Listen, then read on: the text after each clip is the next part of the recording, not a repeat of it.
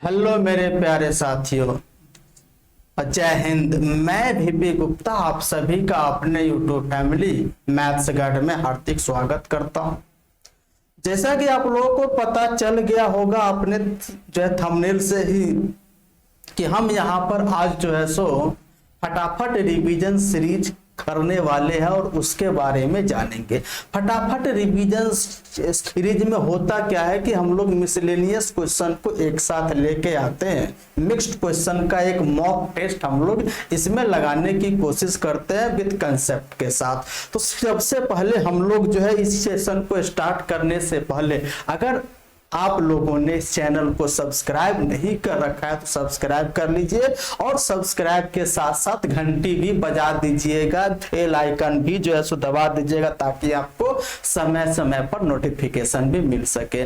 तो हम लोग जो है सबसे पहले आप लोग इसको शेयर कर दीजिएगा, उसके बाद नोटबुक और पेन लेके साथ में बैठ जाइएगा और हमारे साथ कंसेप्ट को सीखने की कोशिश कीजिएगा और हम लोग इसमें और अच्छे अच्छे कंसेप्ट आपके सामने लाने की कोशिश कर रहे हैं। इसको आप लोग ज्यादा से ज्यादा बच्चों तक पहुंचाने की कोशिश कीजिएगा। आइए हम लोग अपने सेशन को स्टार्ट करते हैं और सीखने और सिखाने की प्रक्रिया को हम लोग आगे बढ़ाते हैं। तो आपके सामने सबसे पहला प्रश्न आपके जो हमने जो है सो पिछले सेशन में जो हमने HW दिया था उसको हम लोग सबसे पहले सॉल्व करेंगे, उसके बाद हम लोग जो है सो आगे बढ़ने की कोशिश करेंगे। ये प्रश्न हमने पिछले वाले सेशन में कल के सेशन में मैंने HW आपके सामने जो है दिया था। हमने ये बोला था कि इसको आप लोग सॉल्व करके लाना, उसका आंसर कमेंट बॉक्स में आप लोग जो है दीजिएगा। कुछ लोगों ने सॉल्व किया, कुछ लोगों ने नहीं किया। तो आइए इसका आंसर क्या होगा इसको हम लोग जानने की कोशिश करते हैं। तो ये प्रश्न पहले इसको समझिए, इस प्रश्न की गहराई को समझने की कोशिश कीजिए, इस प्रश्न के पैटर्न को समझने की कोशिश कीजिए। ये क्वेश्चन कहना क्या चाह रहा है उसके बारे में आप पहले सोचिए। सबसे पहले आपको समझना होता है कि ये चीज है क्या, है ना। तो उसके बाद हम लोग जो है सो और आगे हम लोग जो है सो देखेंगे क्या। चलिए सबसे पहले इसको पढ़ने की कोशिश करते हैं, उसके बाद इसको सॉल्व करने की कोशिश करेंगे। सबसे पहले यहाँ पर क्या कहा है, इसने ये कहा है कि एक निश्चित धनराशि X% वार्षिक साधारण ब्याज की दर पर 7 वर्षों में 22,494 रुपया हो जाती। 7 वर्षों में, यानी यहां पर ये कहा है कि 7 साल में कितना हो जाता है, 22,494 रुपया हो जाता है। किस परसेंट की रेट से, तो यानी X% की वार्षिक दर से। अब उसके बाद कहा है कि यदि वार्षिक साधारण ब्याज क्या हो जाता है, X + 4% अगर हो तो यही धन 7 साल में, यही धन आपका 7 साल में कितना हो जाता है, 25,917 रुपया। कितना, 25,917 रुपया हो जाती है। अगर यहां पर ध्यान से इस बात को अगर आप देखो तो यानी हाँ, तो यहाँ पर इसको अगर ध्यान से अगर आप देखिए तो X% यहाँ भी है और जो है 7 साल में कितना 22,494 हो जाता है। लेकिन अगर रेट जो ही 4% बढ़ गया, तो जो ही रेट 4% बढ़ गया तो 7 साल में 25,000 कितना 917 रुपया हो जाती है। तो ये बताओ ये जो है सो इसकी मतलब राशि में वृद्धि हुई किसकी वजह से, इसका रेट 4% बढ़ गया इसकी वजह से। कितने साल में, तो यानी 7 साल में, यानी 7 चौक 28% का जो है सो होगा। यह जो 7 चौक जो 28% होगा वह इतना से इतना जो है सो बढ़ गया। कितने की वृद्धि हुई, तो हाँ, तो आप कहोगे सर 7 में से 4 जाएगा 3 और ये 11 में से ये 9 जाएगा 2 और ये हो जाएगा 8, 8 में से 4 जाएगा 4 और ये यानी 3423 रुपया। तो ये जो होगा 7 चौक 28% 3423 रुपया के बराबर है। तो हमसे पूछा वह राशि कितनी है, तो वह धनराशि आपका कितना होगा, 100% होगा। तो 100% इक्वल टू कितना हो जाएगा, 34 27, और ये बट्टा में कितना 28, और 100 के लिए 100 से मल्टीप्लाई। अब इसको मल्टीप्लाई कर दीजिए, आपका आंसर निकल जाएगा। तो ये मुझे बताइए 7 से कटेगा, 7 चौक 28, और ये भी आपका 7 से कटेगा, तो ये हो जाएगा 7 चौक 28, आपका कितना हो जाएगा 6 यानी 62, यानी कितना हो जाएगा 7, हाँ तो ये हो जाएगा 7 8 56, 6 और ये 63 और ये 4 से कटेगा आपका 25। तो हमारे पास कितना आ गया 4 8 9 इंटू 25। अगर इसको मल्टीप्लाई करते हैं तो अंतिम में कितना आ जाएगा, 2 5 होगा। तो 2 5 किस इस आपके ऑप्शन में, यानी 25 का मल्टीप्लाई ये ना अंतिम में इसका 2 5 होगा। तो इसके चारों ऑप्शन को ध्यान से देखिए, 2 5 किस में है, तो 2 5 एक ही ऑप्शन है, कितना 12 225। तो इसका आंसर कितना हो जाएगा मेरे मित्र, 12 225 रुपया, जो ऑप्शन नंबर ए आपका क्या बनेगा, सही उत्तर बनेगा। आ रही है बात। यहां पर ये कह रहा है कि x% के रेट से 7 साल में इतना हो जाता है, लेकिन रेट अगर 4% बढ़ जाए, यानी हाँ तो रेट आपका जो है सो 4% बढ़ के x प्लस 4% हो गया, तो 7 साल में 25,917 रुपया हो गया। कितना ज्यादा हुआ, तो 3423 रुपया ज्यादा ब्याज मिलेगा।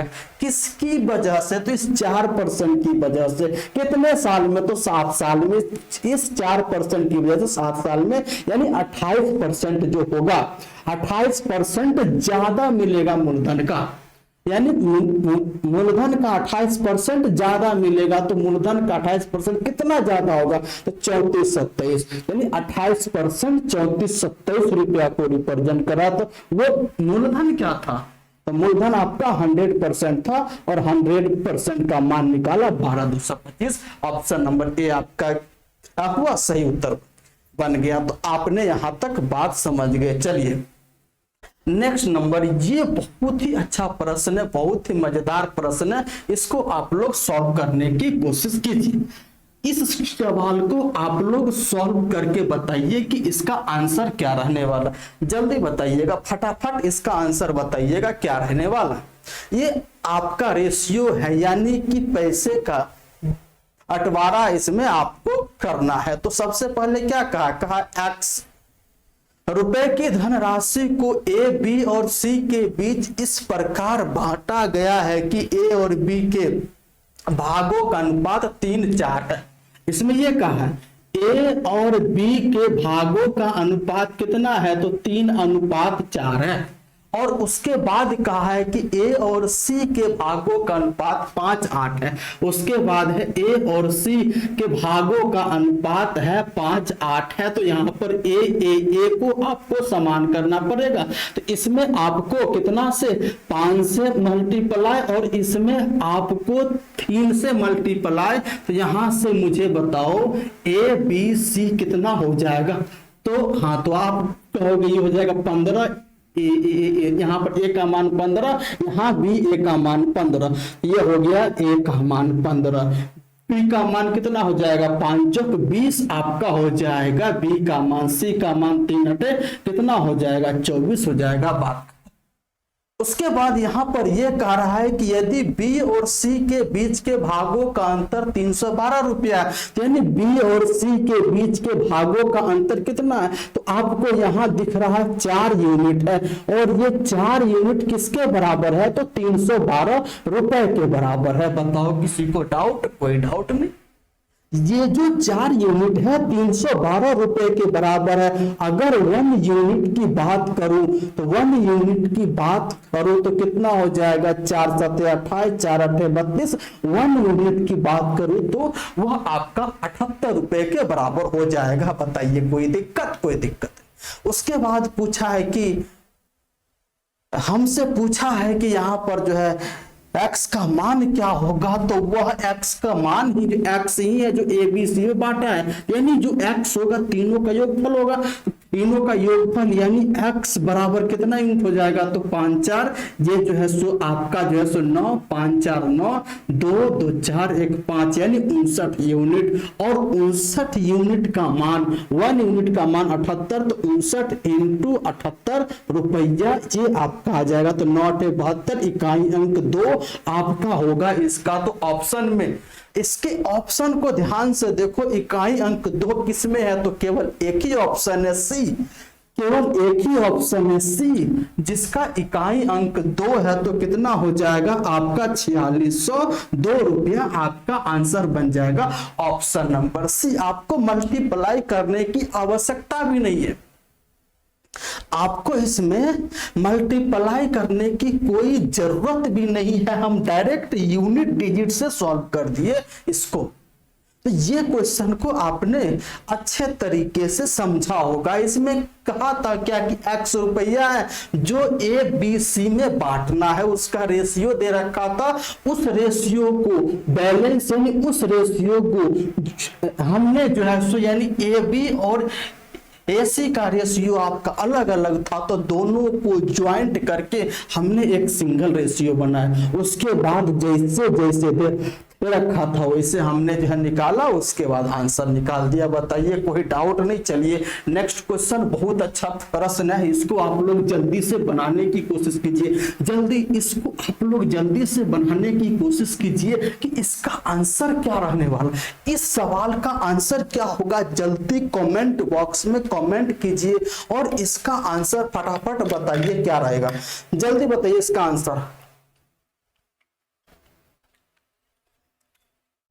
अरे मेरे मित्र जल्दी इसका आंसर क्या होगा, जल्दी कमेंट बॉक्स में कमेंट करके मुझे बताइए कि इसका आंसर क्या रहने वाला है। जल्दी से मुझे इसका आंसर कमेंट कीजिए, जल्दी बताइए इसका आंसर इसमें क्या रहने वाला है। आप लोग इसका आंसर जल्दी से कमेंट करके बताइए इसका आंसर क्या रहने वाला है। जल्दी फटाफट से बताइए इसका आंसर क्या होगा। अरे जल्दी बताइए इसका आंसर क्या होगा। आपके सामने यहां पर नजर आ रहा होगा, यहां पर यह कह रहा है कि एक गोले की त्रिज्या और एक बेलन के आधार की त्रिज्या बराबर है। उसके बाद यहां पर यह कह रहा है कि बेलन के आधार की त्रिज्या और बेलन की ऊंचाई का अनुपात, यानी बेलन के आधार की त्रिज्या यानी रेडियस और इसकी ऊंचाई का अनुपात दे रखा है 3:4। ये किसका दे रखा है, तो ये आपका बेलन का दे रखा है, ये आपका बेलन का दे रखा है। अब हमसे पूछा है कि गोले का आयतन और बेलन के आयतन का अनुपात, तो गोला का आयतन होता क्या है, तो आप बोलोगे सर 4/3 पाई r क्यूब, और बेलन का आयतन आप कहोगे सर बेलन का आयतन पाई r²h।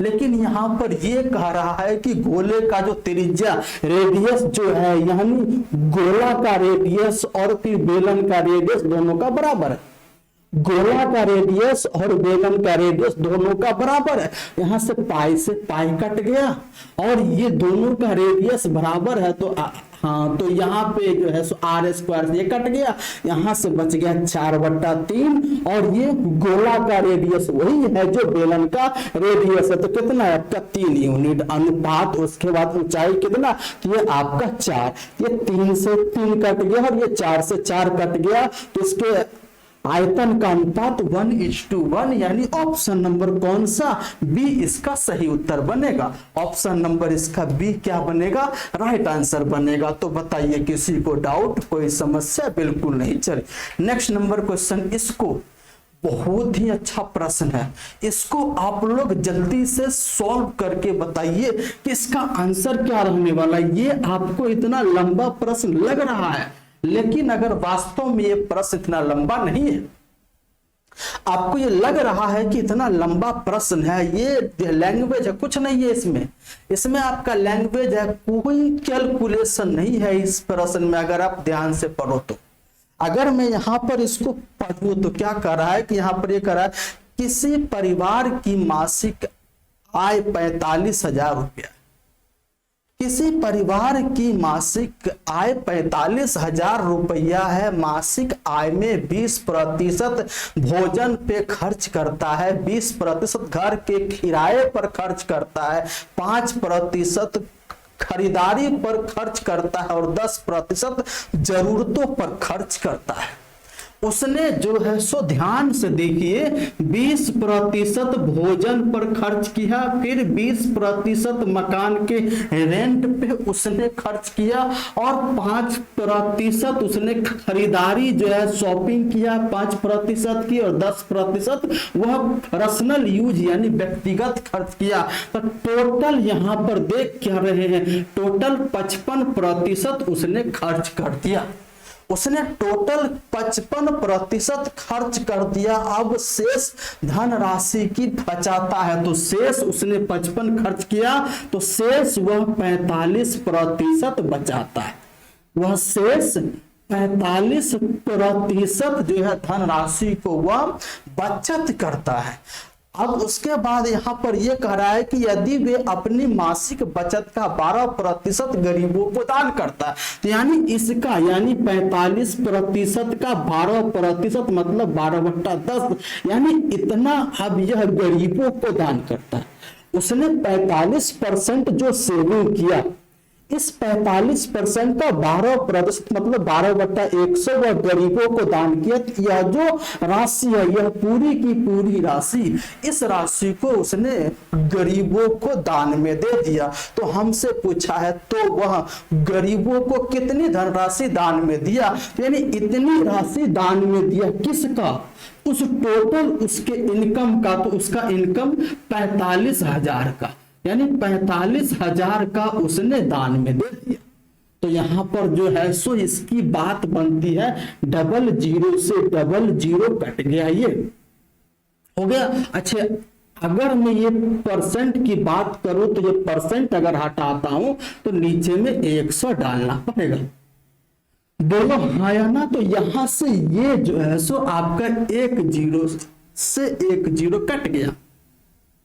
अब उसके बाद यहां से ध्यान से आप जो है सो देखो तो ये आपका हो जाएगा 12 से कटेगा 6 और ये 12 से कटेगा 5 और ये 5 से कटेगा 9, तो ये हमारा कितना आ जाएगा? 9×54 इंटू आपका 9×5 45। तो हमारे पास 5 चौक 20 इकाई अंक 0 इसमें शब है, तो ये हो जाएगा 5 चौक 20 कैरी आपका कितना हो जाएगा? 2। 4 चौका 16 और ये 25 और 16 आपका कितना हो जाएगा? 41 41 41 42 43 कैरी 4 और ये 5 चौक 20 4 24 यानी 2430 रुपया वह गरीबों को दान में देता है, जो ऑप्शन नंबर डी आपका सही उत्तर बनेगा। ऑप्शन नंबर डी आपका क्या बनेगा? सही उत्तर बनेगा। बताइए यहां तक दिक्कत? कोई दिक्कत नहीं। नेक्स्ट नंबर क्वेश्चन, बहुत बढ़िया क्वेश्चन है, इसको बनाने की कोशिश कीजिए। बहुत अच्छा प्रश्न है, इसको आप लोग जल्दी से बताइएगा। अरे जल्दी बताइएगा, इसका आंसर क्या रहने वाला? बहुत अच्छा प्रश्न है, आपके सामने स्क्रीन पे नजर आ रहा। इसको आप लोग पढ़िए, इसके समझिए, इसकी गहराई को जानिए, फिर इसको सॉल्व करने की कोशिश कीजिए। यहाँ पर ये क्या कह रहा है? 3:2 के अनुपात में दूध और पानी वाले एक द्रव की 2 लीटर मात्रा को, यानी कि 3:2 है, तो यह जो यानी किसका है? मिल्क और वाटर का जो आपका घोल है यानी द्रव है उसमें 3:2 है और इसकी मात्रा कितनी है? तो इसकी मात्रा है 2 लीटर। हो गया। अब इसको किसमें 2:3 ये अनुपात में दूध और पानी वाले एक अन्य द्रव, यानी एक अन्य द्रव आपका क्या है? उसमें 2:3 के अनुपात में दूध और पानी है और इसकी मात्रा है 3 लीटर। इस दोनों को मिलाया जा रहा है, इन दोनों को मिलाया जा रहा है। तो सबसे पहले बताओ 3 2 5, इसकी टोटल मात्रा 5, इसकी भी टोटल मात्रा 5, दोनों की मात्रा बराबर है। लेकिन इसका 2 लीटर मिला है और इसका 3 लीटर मिला है, तो 2 से मल्टीप्लाई कर दो इसमें मेरे मित्र, तो यानी 6 हो जाएगा और ये बन जाएगा 4। इसमें आपको 3 से मल्टीप्लाई, क्योंकि 3 लीटर मिलाया जा रहा है, ये हो जाएगा आपका 6 और ये 3 तियाना, दोनों को मिला दो, ये 6 और ये 6 यानी कि 12 हो जाएगा, और ये 4 और ये आपका 9 13 हो जाएगा। तो यानी मिलाने के बाद उसका रेशियो बनेगा 12:13, जो ऑप्शन नंबर कौन सा, सी आपका सही उत्तर बनेगा। ऑप्शन नंबर सी आपका क्या हो जाएगा, सही उत्तर बन जाएगा। चलिए नेक्स्ट नंबर क्वेश्चन, बहुत अच्छा प्रश्न है। अरे भैया बहुत बढ़िया प्रश्न है, इसको आप लोग जल्दी से सॉल्व करके बताइए इसका आंसर क्या रहने वाला, जल्दी बताइए फटाफट। नाम ही आपका फटाफट रिवीजन सीरीज, तो इसका आंसर भी आप फटाफट दीजिए ना मेरे मित्र।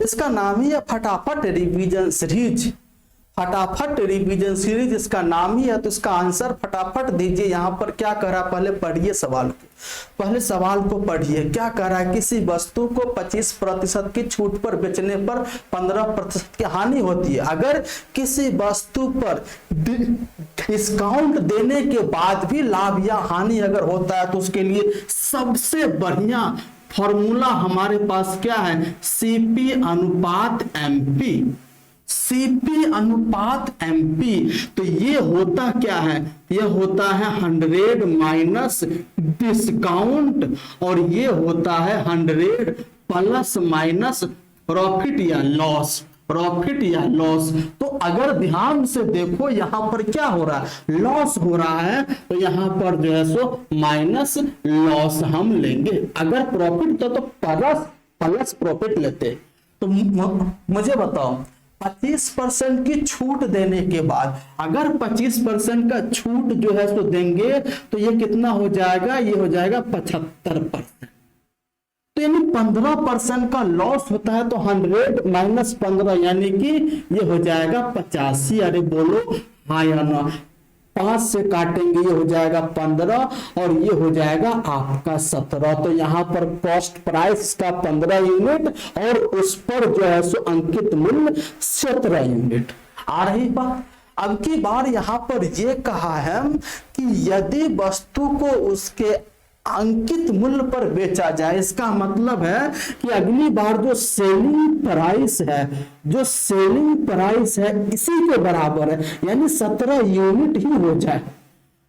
अगर सेलिंग प्राइस 17 यूनिट ही हो जाए, यानी कि जो अंकित मूल्य 17 यूनिट वह सेलिंग प्राइस बन जाए, मतलब इसी मूल्य पर बेचा जाए, उसको कितने का जो लाभ होगा। तो यहाँ पर देख रहे हैं 15 में खरीद के लाया, 17 में बेच रहा है, यानी 2 का लाभ 15 पे, तो 100 पे कितना हो जाएगा, तो 100% यहाँ पर लिखेंगे। 5 से काटेंगे, 5 या 15, 5 से ये 20 कटेगा, तो कितना हो जाएगा, ये हो जाएगा 40/3%, यानी कि इसको हम लिखेंगे 13.33%। आपका सही उत्तर बन जाएगा 13.33%, जो ऑप्शन नंबर बी आपका सही आंसर बनेगा। तो बताइए किसी को कोई दिक्कत, कोई दिक्कत नहीं, बी आपका यहाँ पर सही उत्तर बन जाएगा। आपका बी क्या हो जाएगा, सही उत्तर बन गया। बताइए किसी को डाउट, कोई समस्या बिल्कुल नहीं। यहाँ पर हमारा क्या होता है, किसी वस्तु पर डिस्काउंट देने के बाद भी अगर लाभ या हानि अगर हो, यहाँ पर हानि हो रहा है, तो यहाँ पर सीपी अनुपात एमपी का फॉर्मूला होता है 100 माइनस डी अनुपात 100 माइनस एल, यानी कि अगर लॉस हो तो माइनस लॉस, अगर जो लाभ हो तो प्लस लाभ आपका यहाँ पर होगा। यहाँ पर हमारा लॉस हो रहा है, इसलिए माइनस लॉस मैंने लिया है। तो आपको बात समझ में आ गई। चलिए नेक्स्ट नंबर क्वेश्चन की ओर आगे बढ़ते हैं और इसको हम लोग समझने की कोशिश करते हैं। और ये प्रश्न बहुत ही मजेदार प्रश्न है, इसको आप लोग सबसे पहले बनाइए, इसको पहले आप सॉल्व कीजिए, उसके बाद हम इसको पढ़ेंगे, सॉल्व करेंगे। इसको आप लोग बनाने की कोशिश कीजिए, इसका आंसर कितना है बताने की कोशिश कीजिए, जल्दी बताइएगा इसका आंसर, फटाफट इसका आंसर देने की कोशिश कीजिएगा मेरे मित्र। कितना आंसर बनेगा जल्दी, आपके लिए एडवांस का क्वेश्चन है ये। जल्दी बताइएगा कितना आंसर होगा इस सवाल का।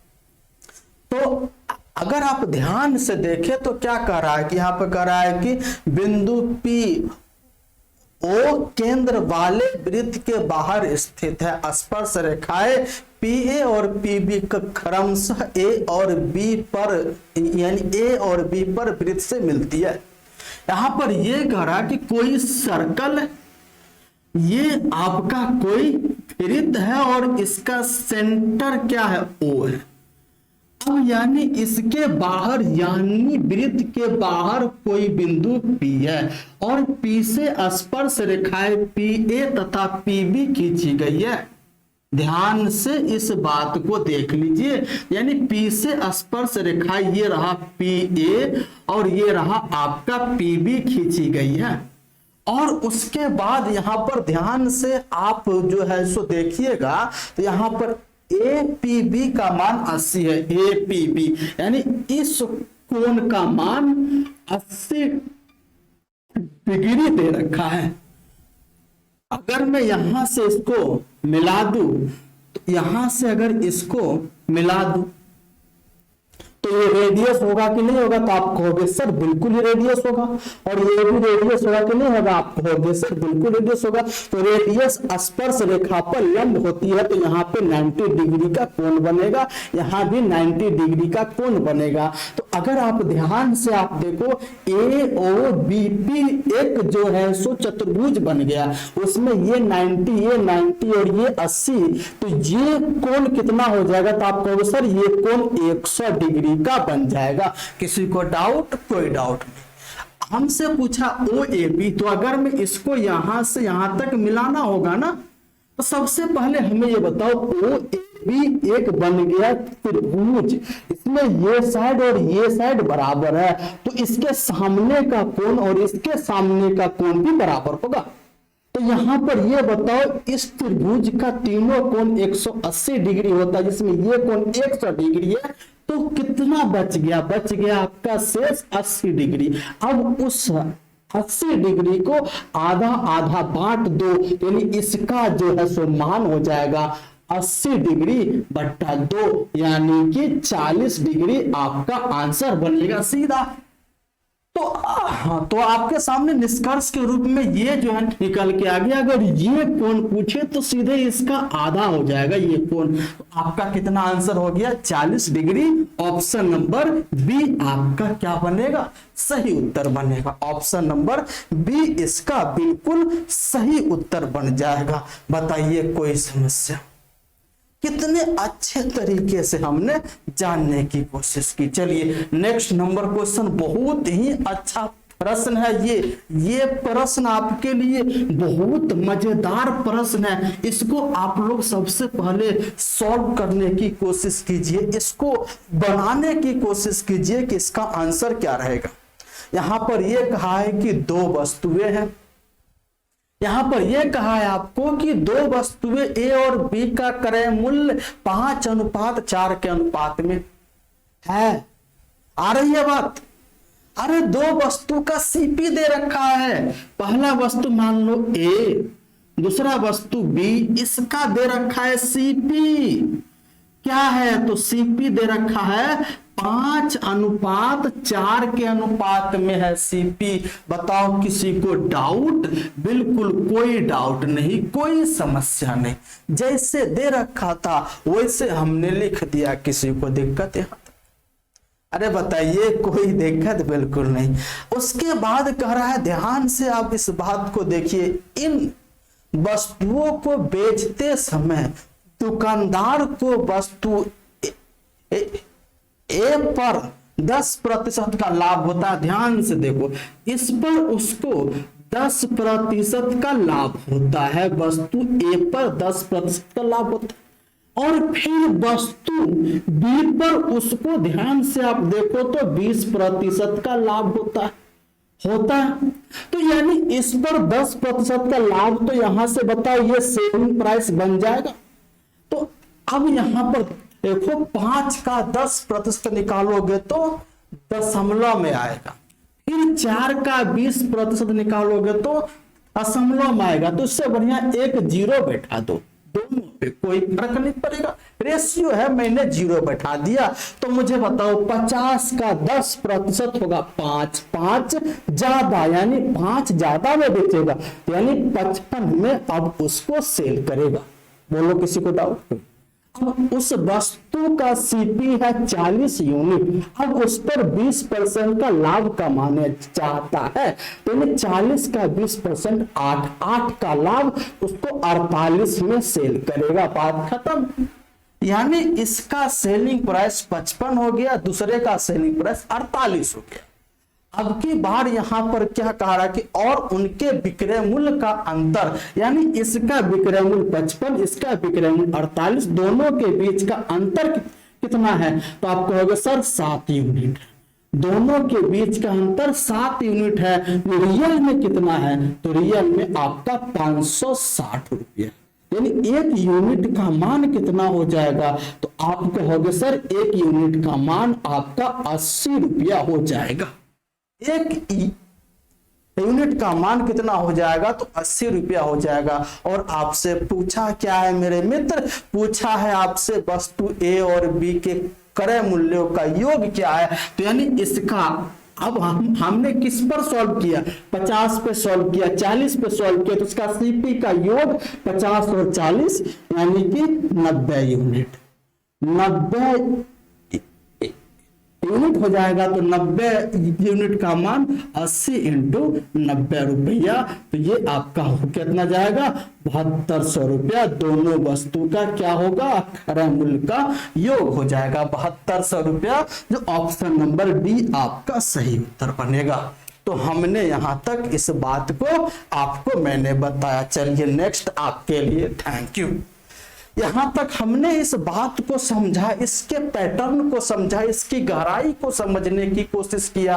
अगर आपको किसी प्रकार की कोई दिक्कत नहीं हुआ होगा, हमने आपके सारे प्रश्न अगर आप ध्यान से देखो तो किसी न किसी एग्जाम के पूछे हुए क्वेश्चन है, वो सारे के सारे प्रश्न आपके एसएससी एग्जाम के, रेलवे एग्जाम के सारा पूछा हुआ क्वेश्चन था, जो हमने आपको फटाफट रिवीजन सीरीज में सॉल्व करने की कोशिश की है। तो ये सेशन आप लोगों को कैसा जो है लगा? यहां तक अगर आप लोग इस बात को अगर समझ गए हो तो ये सेशन आपको अच्छा जरूर लगा होगा, अच्छा लगा होगा। इसको लाइक कीजिए, शेयर कीजिए, अपने दोस्तों के साथ शेयर कीजिए, और अंत में अगर सब्सक्राइब नहीं कर रखे हैं तो सब्सक्राइब कर दीजिए, और साथ ही साथ बेल आइकन को दबा दीजिए ताकि नोटिफिकेशन आप तक समय समय पर पहुंचता रहे। तो चलिए हम लोग एक नई जोश, नए उमंग के साथ एक जो है सो मिलते हैं जो है सो नेक्स्ट क्लास में। तब तक के लिए जय हिंद, जय भारत।